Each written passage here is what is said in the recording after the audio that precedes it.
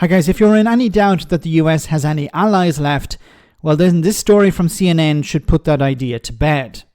About a week ago, the Trump administration, whose leader ran on a platform of being a man of peace, called for an airstrike on Houthi rebels in Yemen. A number of civilians were reportedly killed and injured along with militants. However, a major security breach took place, which was thankfully pointed out by a journalist. Have a listen to this absolutely crazy story. This just in, editor-in-chief of The Atlantic, Jeffrey Goldberg, says he was accidentally texted war plans. Yeah, we literally just received this piece from The Atlantic, and in it, Goldberg writes, U.S. national security leaders included me in a group chat about upcoming military strikes in Yemen. I didn't think it could be real. Then the bombs started falling. CNN's Alex Marquardt joins us now live. And Alex, this piece came out literally in the last few minutes. I haven't been able to read through all of it, but this seems like something out of a farce, like out of a comedy. It is just stunning on so many different levels. And I understand why Goldberg didn't believe it was real, because it is just shocking in several different ways. Goldberg was added to a Signal chat with some of the most senior national security members of the Trump administration. Signal is a messaging app that is encrypted, probably why these officials thought that they could have a discreet conversation on there. But on it, in this chat that Goldberg was a witness to, they talk about the planning for the recent bombing of the Houthis that started on March 15th. They talk about current intelligence assessments. There's a full-on debate among these officials about whether they should carry out this bombing of the Houthis.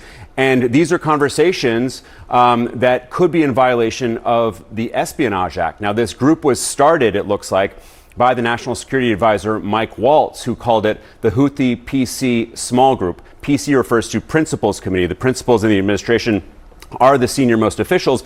And among that group of senior officials, you have the National Security Advisor, the Vice President, the Secretary of Defense and of State, the Director of National Intelligence, the CIA Director, Steve Witkoff, the Special Envoy, the Chief of Staff to President Trump, and the list goes on. There are 18 of them. So there's this... Just let this marinate in your mind for a moment. You had senior members of the Trump administration, when it comes to security, the Department of Defense, who were part of a WhatsApp group or a chat group, and they included a journalist in that group. Now, that journalist went on to watch what took place. He couldn't believe it. He actually couldn't believe that he was part of this group. He thought it was a joke.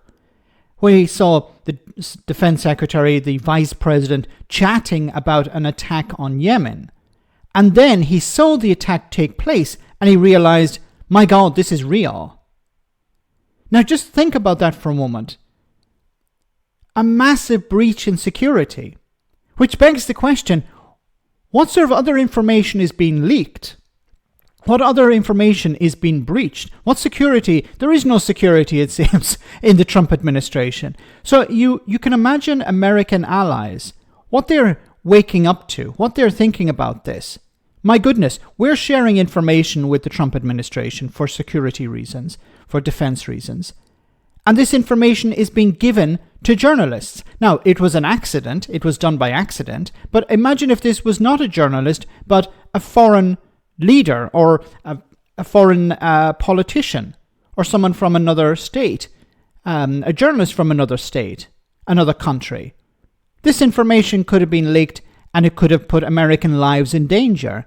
Now, America engages in a number of military operations with allies, and it could have put allies in danger as well. Luckily, the journalist reported this, but imagine if he didn't. Imagine if it was someone else. I've said this before. Donald Trump is not a reliable ally. It doesn't matter what Keir Starmer says about him. He's not a reliable ally. He's dangerous. His administration is dangerous. And they're acting like a bunch of idiots. So they've put American lives potentially in danger. They've put American security in danger.